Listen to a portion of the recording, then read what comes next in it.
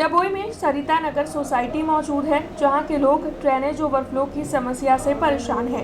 दरअसल drainage overflow होने के बाद लोगों के घरों के बाहर तक ये गंदा पानी पहुंच रहा है और इसी गंदे पानी में से लोगों को आवाजाही करनी पड़ रही है। यहां तक कि अब गणेश महोत्सव आ रहा है, तब गणपति बापा को भी ऐसे गंदे पानी में से लोगों को लेकर गुजरना पड़ रहा है, तब वहां के लोग इस मामले में रोष जता रहे हैं।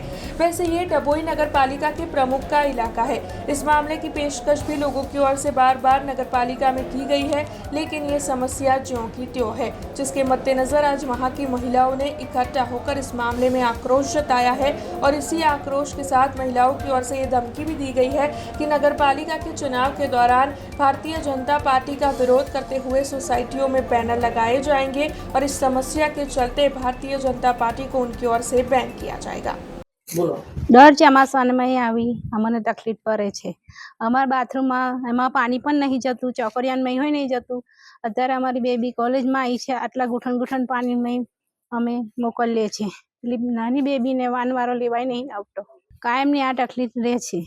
આ 3-4 વર્ષથી આ રેલવે થઈ છે ત્યાંની અમારે તો બસ આ બધું સાફ કરાવો, ચોખ્ખું કરો। અત્યારે ગણપતિ બાપાનો તહેવાર આવ્યો છે, ફારો મન ઉભરાઈ ગયા છે, કઈ રીતના દર્શન કરવા જઈએ। અહીંયા ઘણા બધા સમયથી ડ્રેનેજ લાઈન એટલી બધી ઉભરાઈ છે કે ના પૂછો વાત। ઘણી બધી રજૂઆતો કરવા છતાં કોઈ સભ્ય, કોઈ પ્રમુખ કે કોઈ ચીફ ઓફિસર જોવા અહીંયા આવતા નથી। અહીંયા દર ચોમાસે ગટર એટલી બધી ઉભરાઈ છે કે નાના બાળકો, સિનિયર સિટીઝનોને જવું એટલી બધી મુશ્કેલી પડી રહી છે અને એટલું બધું મચ્છરોનો ઉપદ્રવ વધી ગયો છે કે ના પૂછો વાત। અત્યારે ગણપતિ બાપાનો તહેવાર આવી રહ્યો છે, છતાં સ્વચ્છતા ક્યાંય જોવા મળતી નથી। નગરપાલિકામાં ઘણી બધી રજૂઆતો કરવા છતાં મગનું નામ મરી કોઈ બોલવા તૈયાર નથી। નિરાકરણ થઈ જશે, કોઈ સભ્ય, કોઈ કોર્પોરેટર કે કોઈ પ્રમુખ જોવા આવતા નથી। તમે મારા બેકગ્રાઉન્ડમાં જોઈ શકો છો કે ગટર લાઈન એટલી બધી ઉભરાઈ છે કે ના પૂછો વાત અને દુર્ગંધ ઘણી બધી મારી રહી છે અને ઘૂંટણસમાં પાણી આવી જાય છે। માનો કે ખાલી 2 દિવસ કન્ટિન્યુ વરસાદ પડ્યો છે અને 1 વીક આખો વરસાદ પડે તો પાણી ઘર સુધી આવવાની સંભાવના છે, છતાં પણ કોઈ નિરાકરણ કરવા આવતા નથી। વોટ જોઈતા હોય તો બહારના ખખડાવીને બપોરે ઊંઘમાંથી ઉઠાડીને કે છે વોટ આપો, વોટ આપો, વોટ આપો।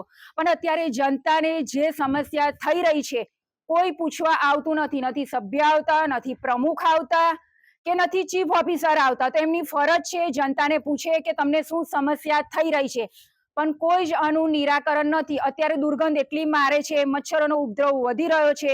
ન કરે નારાયણ સિનિયર સિટીઝન છે, સાંજે ચાલવા જાય તો એમની હેલ્થને કશું થયું તો એની જવાબદારી લેશે કોણ? પ્રશ્ન ત્યાં ઉદ્ભવે છે। આ છે પ્રોપર ડભોઈ, જે દર્ભાવતીના નગરીથી જાણીતું છે, સરિતા नगर सोसाइटी, जूनी सरिता फाटक।